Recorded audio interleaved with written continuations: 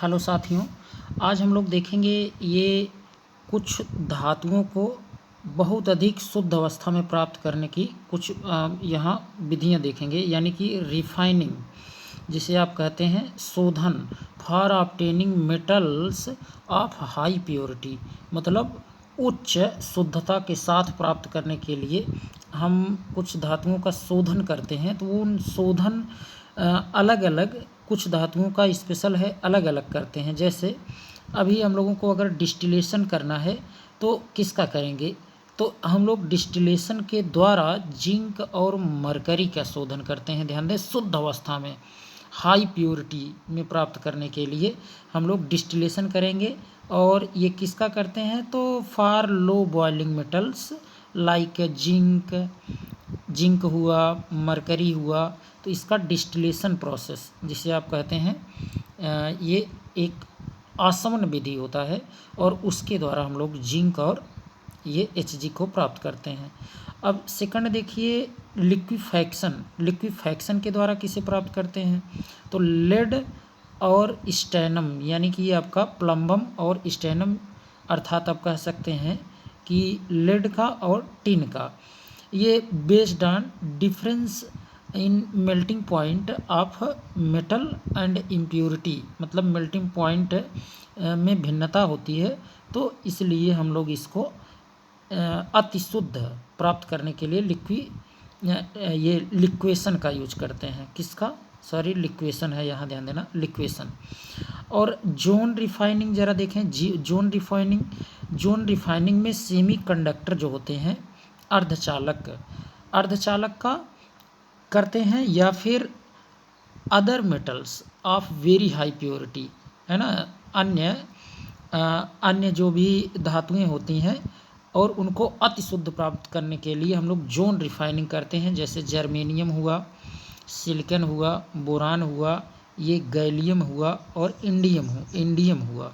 तो इनको अगर हमें हाई प्योरिटी में अगर रिफाइनिंग करना है, शोधन करना है, तो जोन रिफाइनिंग का यूज करते हैं। अब देखते हैं वाइपर फेज रिफाइनिंग क्या होता है। तो इसमें देखिए, वाइपर फेज रिफाइनिंग में दो प्रकार के आते हैं।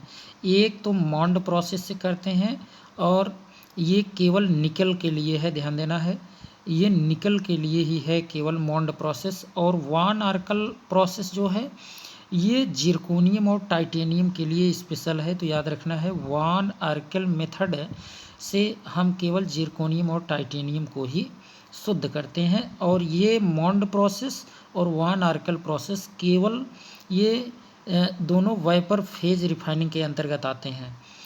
और देखिए नेक्स्ट आप देख लेते हैं, ये क्रोमेटोग्राफिक मेथड द्वारा भी करते हैं। अब देखिए छठा देखते हैं हम लोग कि इलेक्ट्रोलाइसिस के द्वारा किसका करते हैं, तो जिंक और कापर का हम लोग ये शुद्धिकरण जो है वो इलेक्ट्रोलाइसिस के द्वारा करते हैं।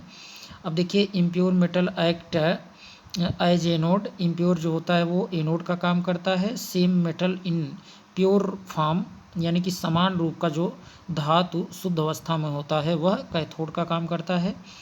और इसके बाद देखिए क्या होता है कि इसमें transfer of metal in pure form from the anode to cathode, anode से कैथोड की ओर जो आपका शुद्ध मेटल होता है वो ट्रांसफ़र होता है। और इम्प्यूरिटीज जो अशुद्धियाँ होती हैं from the blister copper deposit as anode mud, anode के नीचे वो इम्प्योरिटीज बैठ जाती हैं।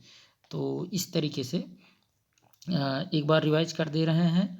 डिस्टिलेशन प्रोसेस में जिंक और मरकरी को शोधित करते हैं। लिक्वेशन प्रोसेस में लेड और टिन को।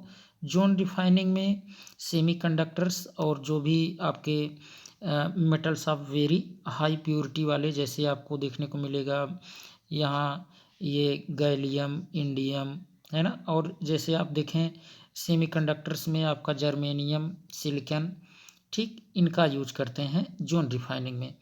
और वाइपर फेज रिफाइनिंग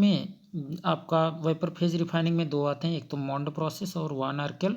मॉन्ड प्रोसेस में निकल को निकल का शोधन किया जाता है, और वन आर्कल प्रोसेस में जिरकोनियम और टाइटेनियम, इलेक्ट्रोलाइसिस में जिंक और कॉपर। ठीक, तो आज के लिए इतना ही। थैंक्स।